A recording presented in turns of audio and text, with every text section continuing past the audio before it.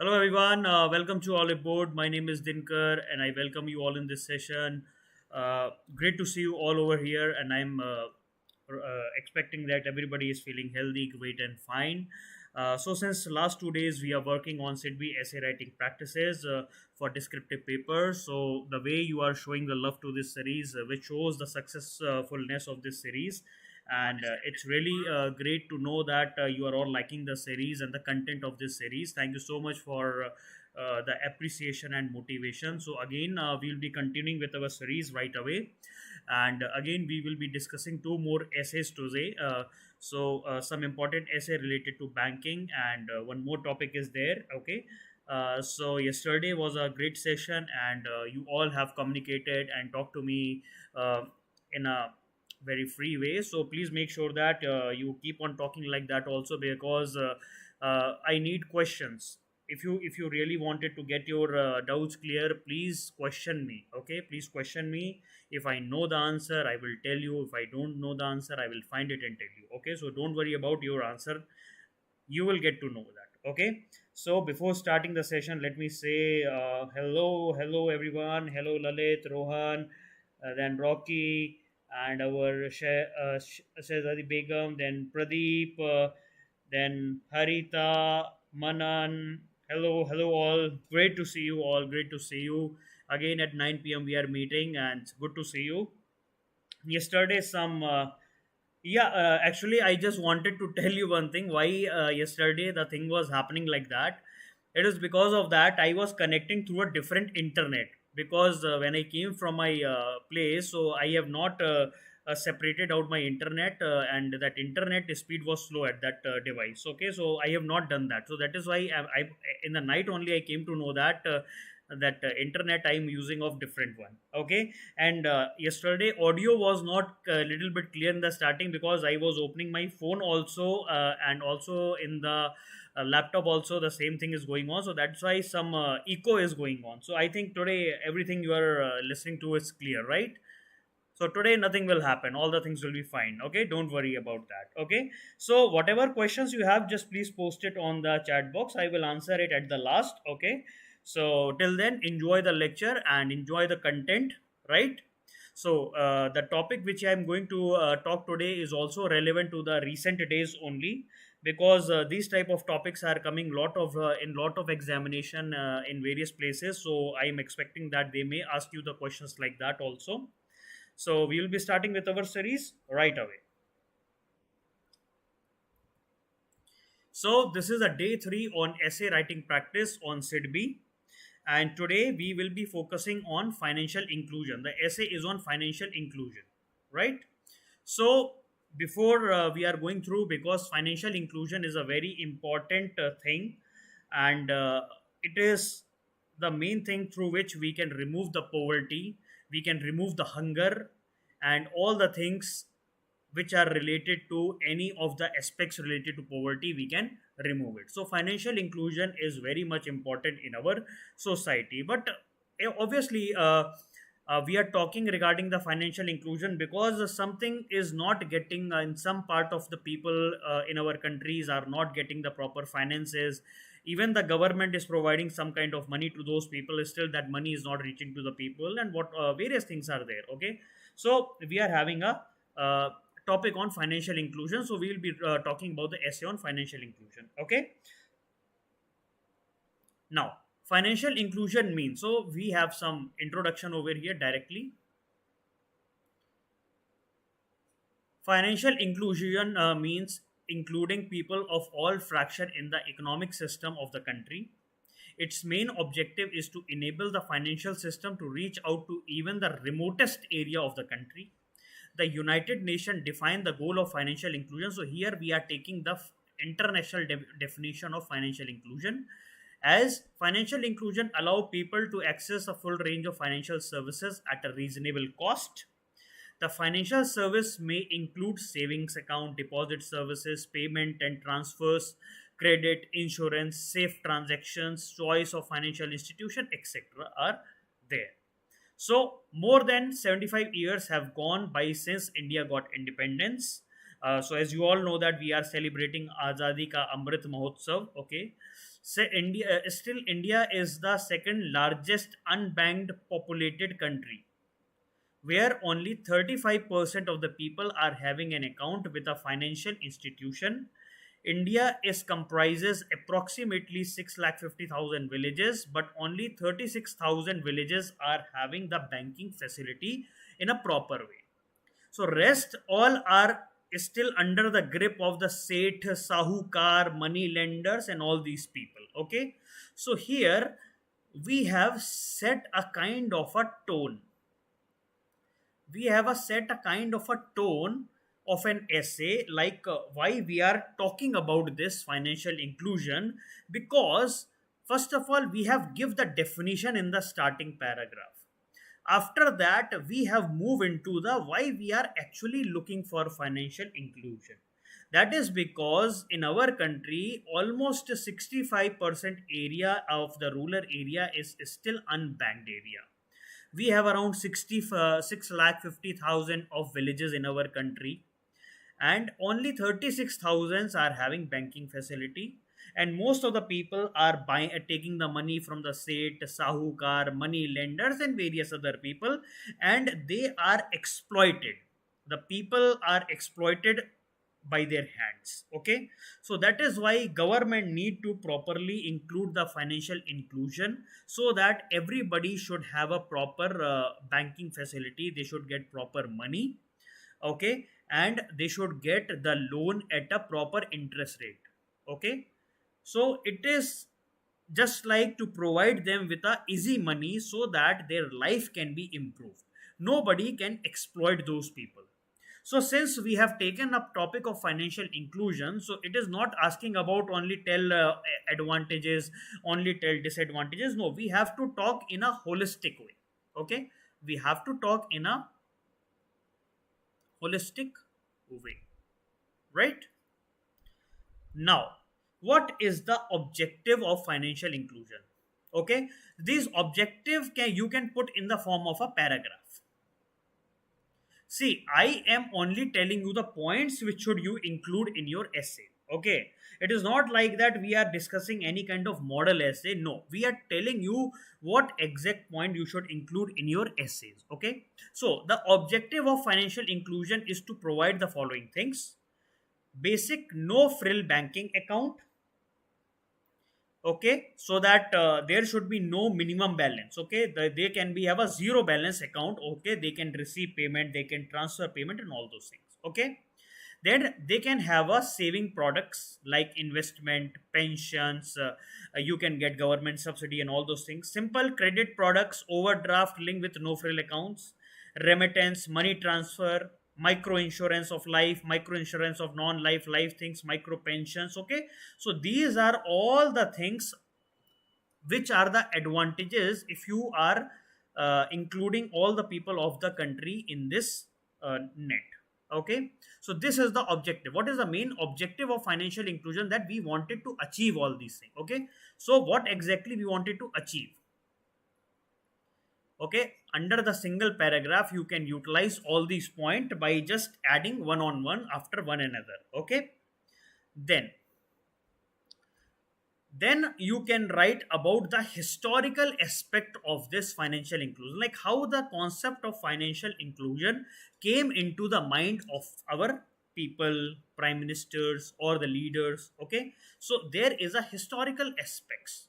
So in order to include the deprived people of financial benefit in the economic system of a country, Srimati Indira Gandhi nationalized banking in two phases. So why nationalization is done? Because earlier most of the banks were private. National, because private banks are mostly working on a profit basis, right? When you nationalize the bank, now government takes the control of the bank. Now whatever government wants, the bank has to do. If government wanted them to provide the subsidy, the banks will provide the subsidies. If the government wanted anything to be, any schemes has to be implemented, it will be done through a banking system of nationalized banking. Okay, so that is why Srimati Indira Gandhi has nationalized the bank of our country. Okay, in two phases, first on 19th July 1969, and then the next nationalization happened on 15th April 1980. So to accelerate, means this was done. Then after that, in order to accelerate this procedure, Prime Minister Narendra Modi has launched Jan Dhan Yojana on August 28, 2014. Okay, this was the largest campaign that the country has ever witnessed. Jan Dhan Yojana is the largest campaign that the country has ever witnessed. People from every remotest area felt the benefit of getting associated with the financial system. Lack of people open their bank account without any opening balance. So earlier, when you go to the bank, people say that you have to minimum maintain 2000 rupees, 1000 in the bank. Okay, minimum balance. If the money goes below the minimum balance, then you have to pay penalty. So government says that under the Jan Dhan account there is no minimum balance. It can be your zero balance account also. Okay, so we just wanted all the people to open the account. So this Jan Dhan Yojana has happened, and the next phase come. You can also utilize the word demonetization after that. Demonetization, because after the demonetization, lots of people has to open forcefully the bank account, because whatever cash they were having at their home, they wanted to deposit in the bank. So during the demonetization that has happened in 2016 November, so because of that, lots of people again has opened many accounts in the banking sector. Okay, so this is a historical aspect. Then we come into the economic aspect of the financial inclusion. So being able to have access to transaction cost is a first step towards broader financial inclusion, since the transaction account allow people to store the money. So once the person is having an account, that account the person can store the money. Okay, the person can send and receive the payment. Now mobile banking is going on, right? Mobile banking, so most of the places people don't have to go even bank also, they can do everything on their mobile also, right? So it is a easy go facility. So financial access facilitates day to day living, help families and businesses plan for everything, for long term goals to unexpected emergencies. Okay, an account holder people are more likely to use other financial services, like once you open an account, now you can utilize various other facilities that banks provided, like you can get credit, you can get insurance, you can get the loan for start and expansion of your business, you can get invest in education, healthcare, you can manage the risk, wealth, whether financial shocks can happen, and you can improve the overall quality of their lives. Okay, so for all these, this is the economic aspect of the financial inclusion. Okay, so under the financial inclusion, if the topic comes in the during the exam, you can split the topic into the historical aspects, economic aspects. Then after that, you can talk about their what we have discussed here. Objective, first you start with objective, then historical aspects, then economic aspects. Okay, then after that, some uh, amount of data you should tell in the next paragraph. Great strides have been made towards financial inclusion, and 1.2 billion adults worldwide have gotten access. Okay, so now we have in the international scenario. International world. So around 1.2 billion people now in the world are having accounts since 2011. Around 69% of the adults are having account. Okay, moving from access to account usage is the next step. So first step in the financial inclusion was to open an account. That means everybody should have one kind of account in the bank, access to account. After that, the next step in the financial inclusion is account usage, properly account usage. Okay, for countries where 80% or the more population have account, these countries relied on reforms, private sector innovation, and push to open low cost account, including mobile and digital enabled payments. So in India, this has got penetrated deep into the rural areas, even the remotest areas. And because of this COVID-19 pandemic, there is a huge increase that has happened in the online world, and mostly all the things has happened in the banking sector only, financial service and banking sector. However, close to one third of the adults, around 1.7 billions, are still unbanked. So, whatever we have talked something positive over here, we are also talking some kind of negative over here also. Okay, about half of the unbanked people, including includes women of the poor household in the rural areas or out of the workforces. Okay, so this is the international scenario. Then financial inclusion have been identified. Now we are talking about the various reports, international organization,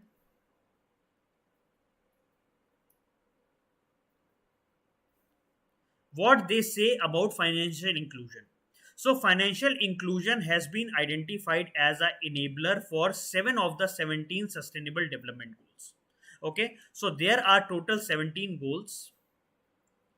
Out of that, 7 goals are directly related only to financial inclusion. First two goals I can tell you, first goal is of no poverty. Second goal is of no hunger. So if proper financial inclusion is happening, so first two goals will be automatically taken care of. Rest few goals are also there which are directly related to financial inclusion. Now the G20 is a group of 20 countries, topmost countries in the economic world, committed to advance the financial inclusion worldwide and reaffirmed its commitment to implement the G20 high level principle for digital financial inclusion. So the World Bank Group consider financial inclusion a key enabler to reduce extreme poverty and boost shared prosperity. So in this paragraph, we have talked about the role of international organization. Okay, in this we have talked about the role of international organization, what they have said. Okay, so you can see how the paragraphs has been divided. First objective, first little bit introduction, then you have given the objective in the second paragraph. Third paragraph, you have talked about the historical aspects. Fourth paragraph, you are talking about the economic aspects. Then fifth paragraph, you are talking about like international scenarios and some positive and negative points. Then you can mix some of the international points from these reports also. Okay, so some more data is there. Okay, since 2010, more than 55 countries have made commitment to financial inclusion, and more than 60 have either launched or are developing the national strategy for financial inclusion. Okay, so when countries take a strategic approach and develop national financial inclusion strategies, which bring together financial regulators, telecommunications, competitions, and education ministries, research, when countries institute a national financial inclusion strategy, there will be a huge increase in the pace and the impact of the reforms. Okay, as you all know that policy delivered at the scale, universal digital ID, India's Aadhaar card, JAM Trinity model we are following, right? Jandhan Aadhaar mobile we are going on, especially for financial inclusion, right? Welcoming new business model, we wanted to leverage the e-commerce data for financial inclusion, paying attention to consumer protection and financial capacity. So if people start utilizing more and more electronic services, we have to protect them. Consumer protection has to happen in a proper way, right? So then we talk about the Apex Bank, our RBI. The Apex Bank, our RBI, is committed to financial inclusion mission. How the RBI is doing it? It has set its target to allow the bank to open the no frill account, zero balance account, that requires no opening balance or a very little balance, 100 or 200 rupees. So because of this, people will be connected to the banking facility. Once the people are connected to the banking facility, government can give subsidies, then loans, grants, any kind of money to direct benefit transfer. So you don't have to go to district offices in order to get your money for subsidy loans or grants. No, you just have to open a bank account, and then you will directly get all the things in your bank account. That is called direct benefit transfer. Okay. Secondly, what RBI has done is RBI has appointed rural intermediaries such as bank facilitator or bank business correspondent who impart financial education to the people in the rural areas They also provide financial product to the rural areas on the behalf of banks. They use mobile technologies to boot financial inclusion. They encourage, there is a huge encouragement of from the RBI to open the small payment banks. Okay, this will be another leap in the connection. Right now big bankings are there. Now RBI is providing the small payment bank uh, uh, license to various big financial institutions. Okay, they are encouraging the electronic benefit transfers, and RBI has mandated bank to open at least 25% of their branches in the rural area. That means if any bank wanted to get a license or anything, they have to open at least 25 of their branches in the rural areas, which will again increase the financial inclusion in the rural areas. So, where country opening has been made simple for the poor section, street vendors, and other migratory laborers. In the campaign to financial inclusion, banks have to open customer services. Okay, so now we have reached to the conclusion of this essay. Conclusion should be very balanced. Financial inclusion is strengthen the availability of economic resource and build the concept of saving among the poor. Financial inclusion is a major step towards the inclusive growth. It helps in the overall economic development of the underprivileged population, those who are away from the banking areas.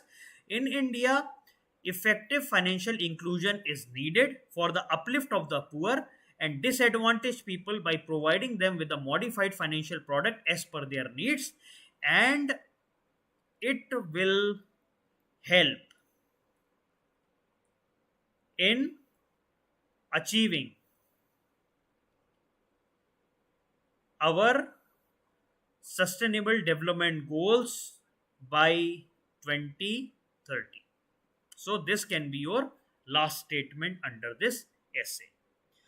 Okay guys, so we are moving towards the essay number 2. Till now anybody wanted to ask me anything, they can ask me right now. Okay, Shrinjavani is asking, sir, in descriptive paper what they expect, either grammar skill or concept of the topic. See, one more thing I just wanted to tell you.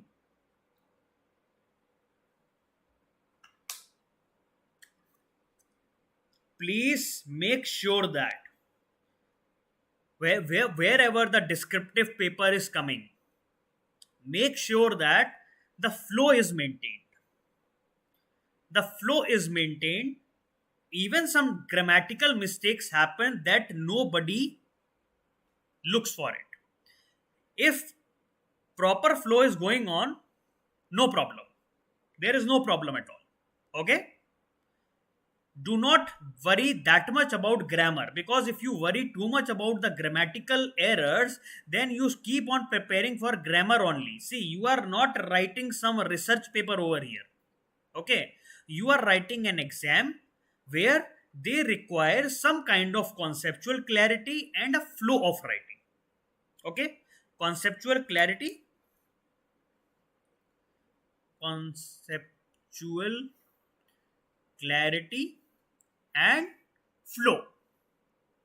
and flow, okay, just that. The whenever the reader is reading your essay, there should be no hodgepodge thing going on. That means the reader is not some automatically you are going somewhere else, now again you are moving something else. So that flow has to be maintained. If you are writing in a flow, just go in a same flow. If you are writing just whatever the way you know, you write it. Okay, but make sure that flow is maintained. I hope you got it, Sanjeevni. Thank you. So we are moving toward essay number 2. Anybody can guess what could be the essay number 2? I will give you one. Hint. It is related to environment. Anybody can guess the topic? Anybody who can guess the topic? Then we can start with our essay. Anybody who can guess the topic, which topic we are going to discuss?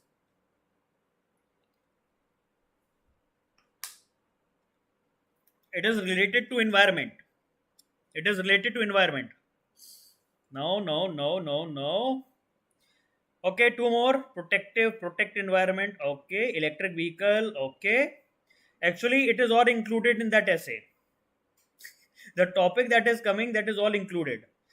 Yeah, it is related to global warming only. Yeah, it is related to global warming only. But what? Here, the topic is Conference of Party 26 and the future ahead. Yes, Bhupesh. Yes, Bhupesh. It is related to Paris Agreement, but right now it is a Glasgow Agreement. Okay? Paris Agreement of COP happens in 2015, and now we have a Conference of Parties 26. I hope everybody knows Conference of Parties, right? This is the expected topic you can expect. Conference of Party 26 and the future ahead. Okay? So here also we will be discussing only points. Yes, and I will be only telling you points and arrangement you have to do the way whatever the question comes in the exam, right? So starting in the starting, the Conference of Party is an annual summit under the United Nations Framework Convention on Climate Change, UNFCCC. It is a global agreement that has been signed in 1992 between 197 countries to prevent dangerous human interference with the climate system. The Conference of Parties is a supreme decision making body that comes together to negotiate how to implement the convention. See, I just wanted to tell you something over here. Sometimes they simply give you COP26 and future ahead. Most of the people who really don't know what exactly COP is. Sometimes happens. Sometimes it happens what is the meaning of COP. And people will be knowing all the content, but they might not be knowing what is COP. So better you should remember the current affair and the short words that are used in the current affairs. Maintain that you know all the short words, because in the essay writing they will trick you with these words. They will trick you by these words. So COP means Conference of Parties and it is related to the climate change. Okay. So in the starting you have to give some introduction related to Conference of Parties. So over the year, the global warming commands most urgency. The COP has become a place for countries to dedicate their resources to slowing down the global warming. So in the Conference of Parties, they every year it happens. So every country goes there. They discuss what to do, what not to do, what a developing country has to do, what developed country has to do. So they prepare a kind of a plan every year. So, but it has also become a space where tension has been between the developing and the developed countries. Yes, tension is going on between developed and developing countries because both are fighting who should do what. Particularly when it comes to who is responsible for climate change. Because the main question is who is actually responsible for climate change. The developed country says that we were doing all the manufacturing from the starting 1850s. At that time there was no concept of climate change that is happening. The climate change is a recent phenomenon. So developed countries are saying this. Developing countries are saying that because during that time most of the carbon dioxide has been added, and because of that we are not able to produce that much because extra carbon dioxide production will be doing all the climate change. Okay, so developed and developing countries were fighting for the responsibility, who is taking the responsibility first. Okay, so now comes COP26. 26th COP was held in Glasgow in Scotland between 31st of October and 12th November. It's a 2 week meeting. So it is considered one of the most significant to date because countries are expected to dedicate even more resources to fight climate change since the Paris Agreement. So after the Paris Agreement that has taken place in 2015, Glasgow summit has been considered as the most important till date. A legally binding global treaty that has been dedicated. So in the Paris Agreement, what has been said is that we have to keep the global temperature below 2.2 degrees Celsius. Okay, so this is your introductory paragraph. So you have to tell like what is that COP 2020, what is this COP first, then after that what is COP 26 is all about. Okay, so this will tell the examiner that you are going in a flow. First of all, you are talking about from which that COP has started. After that, what how this COP 26 has came into being. Okay, then the Paris Agreement mentioned above has so far been the most significant outcome of the COP negotiation, since it is near universal that because 197 parties or countries have participated in that. Country comes with their nationally determined contribution. That means each and every country came up with their own kind of contribution that we will do this, we will do that, we will do. So every country has gave their own commitment what they have to achieve by 2030. So these nationally determined contribution are reviewed and revised every 5 years as per the agreement. Then comes the China. China, the biggest emitter of carbon dioxide today, has said that they will pledge the peak emission will come around 2030 and reduce carbon intensity by 65% below 2005 level, and they will increase the installed capacity of wind and solar by 1200 gigawatt, and they will also increase the forest stock by 6 million cubic meters. So this is the commitment that China has given. Okay, this is the commitment that China has given under their national determined contribution. Then what India has said, India said that India is the third largest emitter and has made three promises. Okay, to reduce the emission intensity by 30 to 35% below 2005 level. They will generate 40% of the electricity from the renewable energy sources, and they will create a carbon sink of 2.5 to 3 billion metric ton through additional forest and tree covers. Okay, so this is what China and India has said in the Paris Agreement. Okay, then comes an assessment.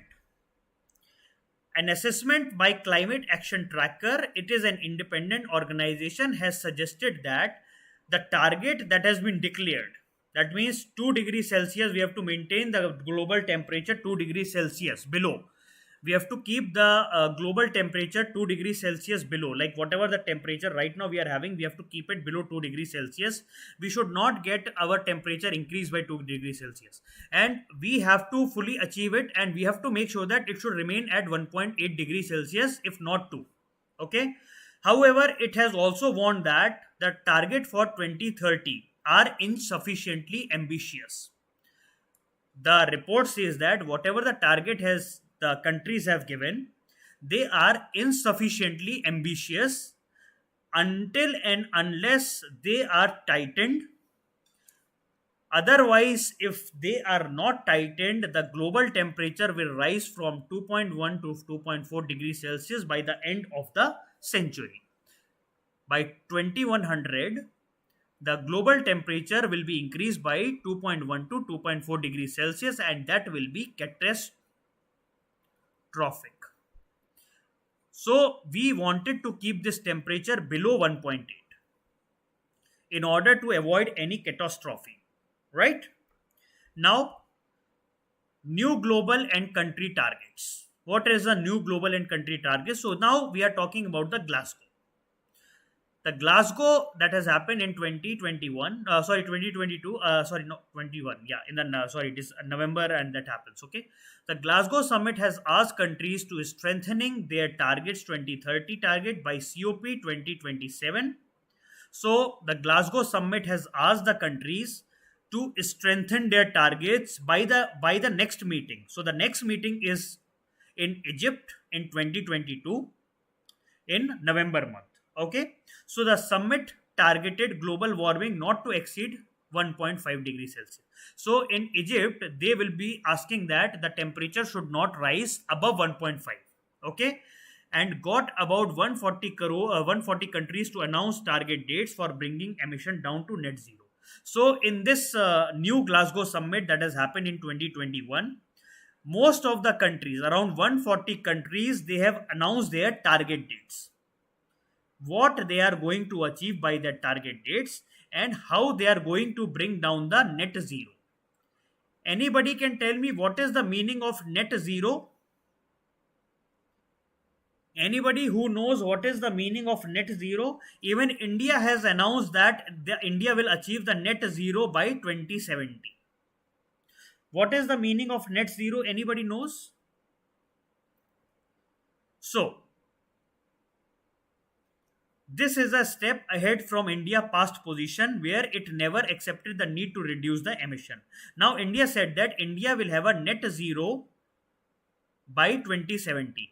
Early, India said that it was 2050, but now India has increased that date to 2070. Zero, yes. AFS has said emission is equal to absorption. That is the best way you can tell this. Net zero means emission should be equal to absorption. So, whatever emission you are doing, make sure that you have that absorption capability. That means whatever emission you are doing of carbon, make sure that that should be absorbed by your own country itself. Okay, so that is zero carbon emission. Okay, even you emit carbon, because you emit carbon, but make sure that there are things which can absorb that carbon. Okay, Ankit, please wait dear. Okay, then second one is Glasgow breakthrough agenda. Okay, second one is Glasgow breakthrough agenda. This is a cooperative effort. Okay, here what happens is that some countries have come informally, and they have talked that we will share clean technologies in the clean power, road transportation, steel and hydrogen gases we are dealing with. So it is an informal summit. Okay, it is not formally included, but informally some countries have their own kind of cooperation that is going to do it. Okay, then what has happened? Phasing down of coal consumption. So here phasing down is happening, not removing, totally removing. It is just phasing out in a phase wise. Okay, coal is the dirtiest of all fossil fuel, and an early phasing out of the coal is desirable.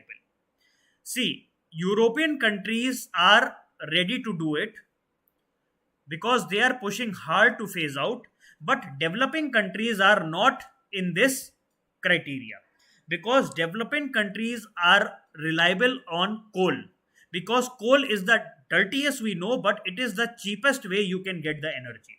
So European countries are mainly focusing on all the renewable sources, and they are focusing on nuclear energy and petroleum. But in India, we have a coal-fired power stations are there. Even in China, we have a coal-fired power station and there. Okay, so we have told them we will be phasing out slowly and slowly. So by 2070, we will be phasing out our all coal-powered point.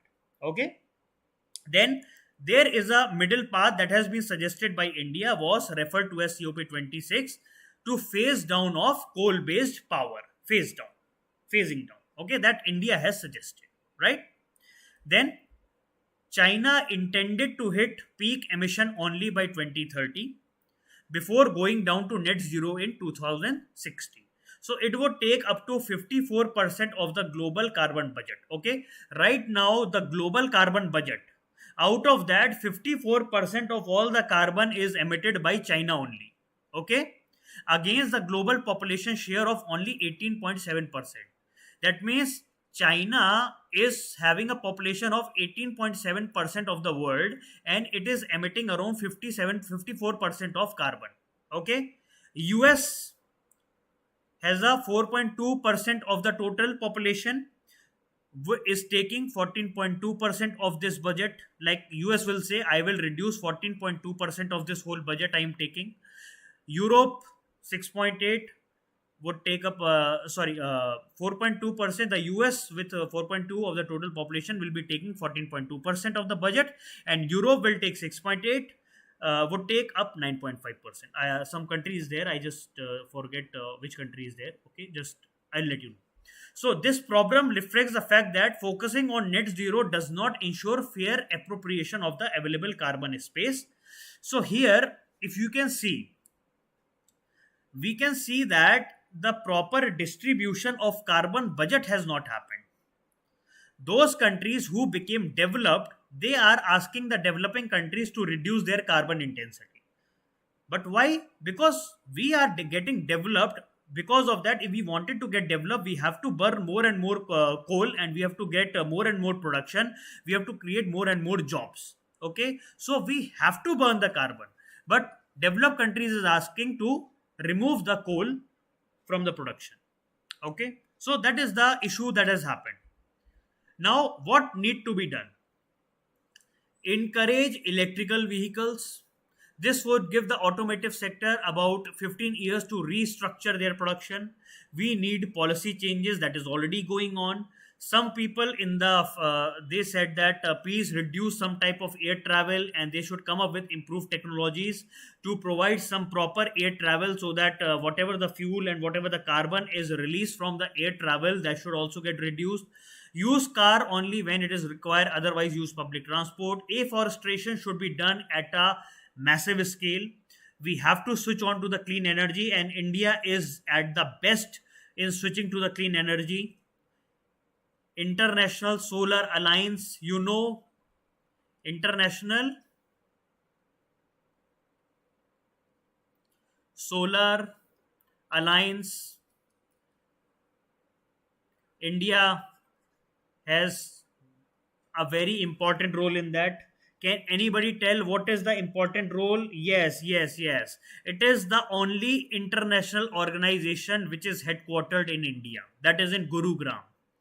So it is regarding the solar energy. All the countries who are between Tropic of Cancer to Tropic of Capricorn are the part of International Solar Alliance. Okay, and we have to make sure that we make home energy efficient.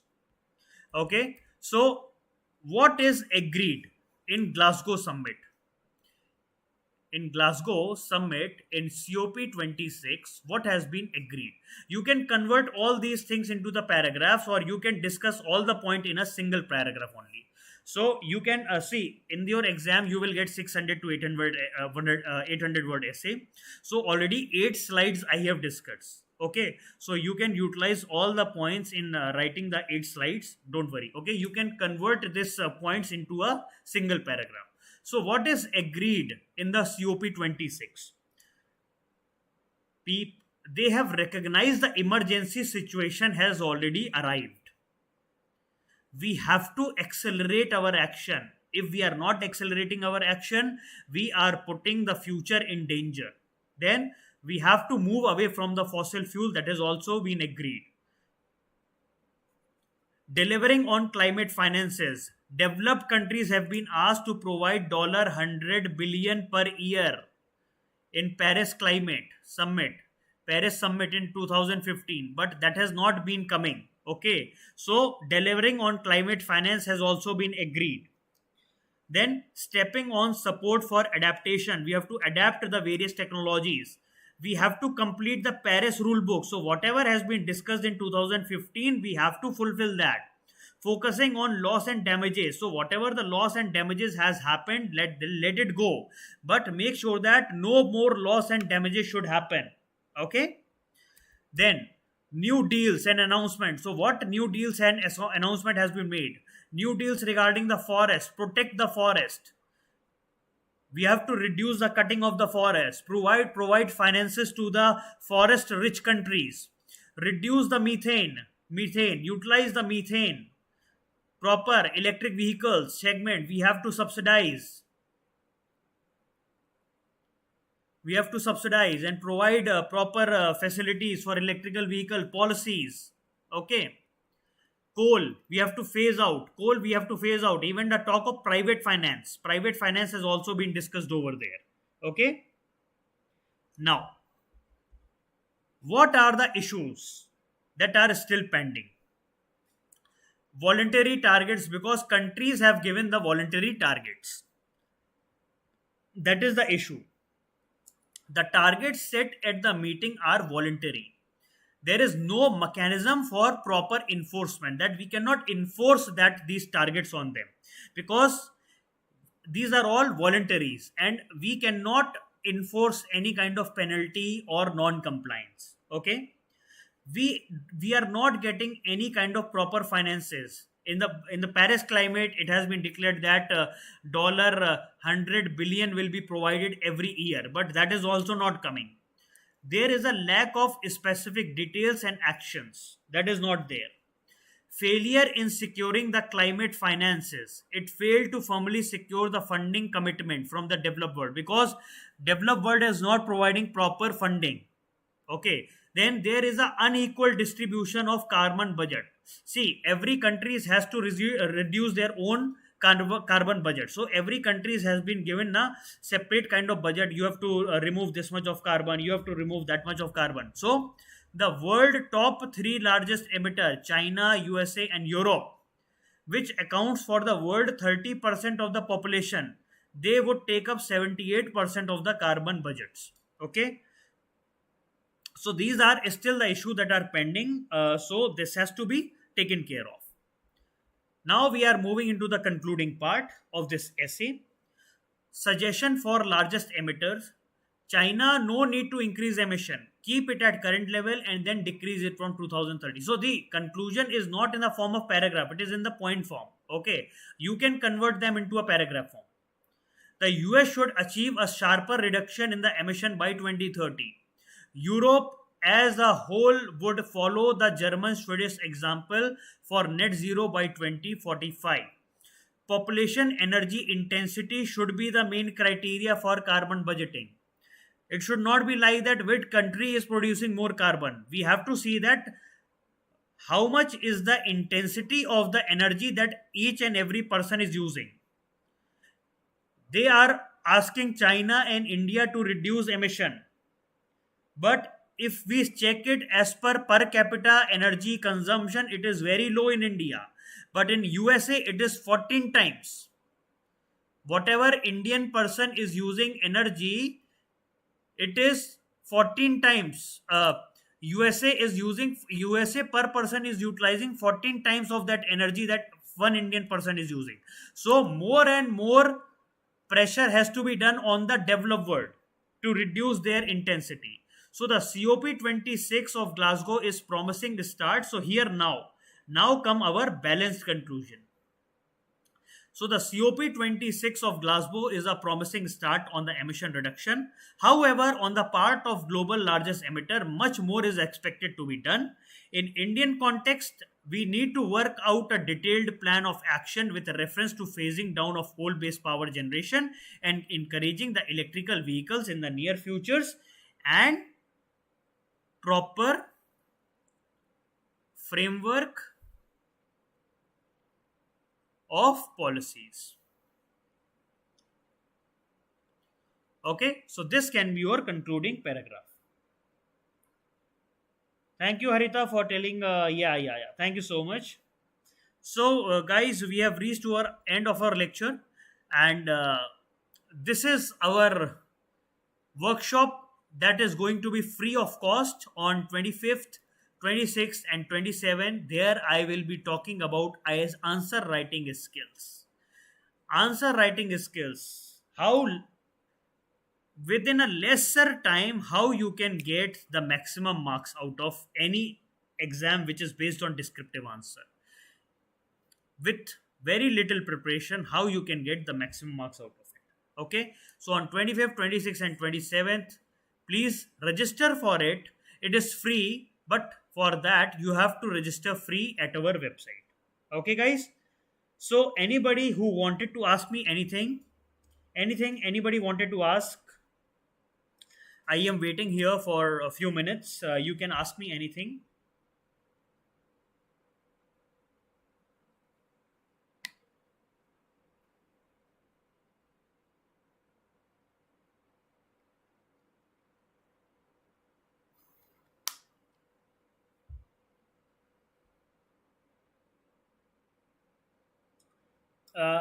Dear, I am really sorry that you cannot get the PDF of all this session. because that is not allowed. Okay, but you can go through and write pointer based things, and you can easily just check in all the things. Okay, uh, so it's really we cannot provide the PDF of all this session, and really sorry for that. Anybody else has anything to ask?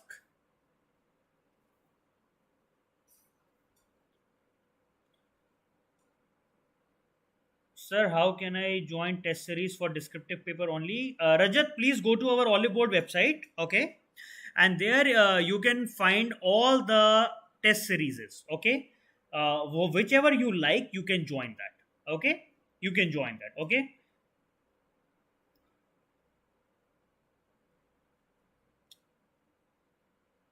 You can just search on our website, and whatever best suits for you, please join over there, okay? Anybody else? Everything is detailedly provided in our website. You can go our website and find we have various type of test series over there, so you just don't worry about that. We will be providing you everything. Harita, we will be just talking to the channel because we do not provide the PDF of all these things. It's yeah, I know it is going to be helpful, but see, it is these are all the free sessions, so we cannot provide the content related data like this. So since you are joining our lecture in the YouTube, so that is why you are able to see. See, this is already we are providing free of cost, and most of the important things we are providing free of cost over here. So but it is not possible for us to provide the PDF of the session.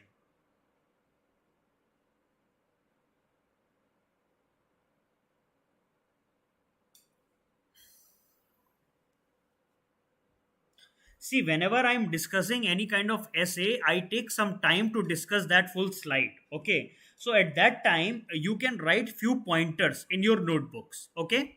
And for all of you, wanted to tell you one thing. You were asking like, please suggest some of the essay for the upcoming examination. I have written a few topics.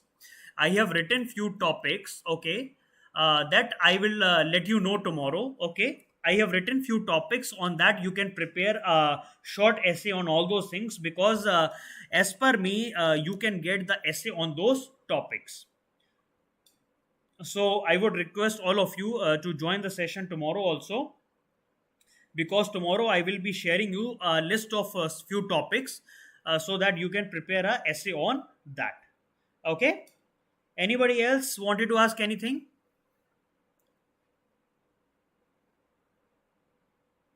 Anybody else who wanted to ask anything?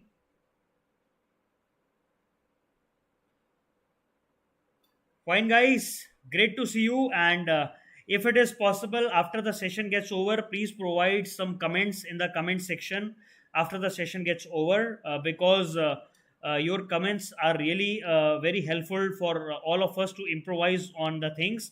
And if you're really liking the session, I would be expecting the comments from all of you, those who are joining my session. And please, I would request you to provide some kind of comment in the comment box. It's a humble request from my side. Really, we will get motivated by the things, so please provide, because I always read the comment. I really feel happy, so please spare some times and write some comment in the comment box. Okay, thank you so much, guys. Please do not forget to like, subscribe, and follow. Happy learning, guys. Please be safe and follow all the COVID-19 protocols properly, because exams are nearby, and please remain safe. Thank you so much. Bye bye. Good night. See you tomorrow at 9 p.m.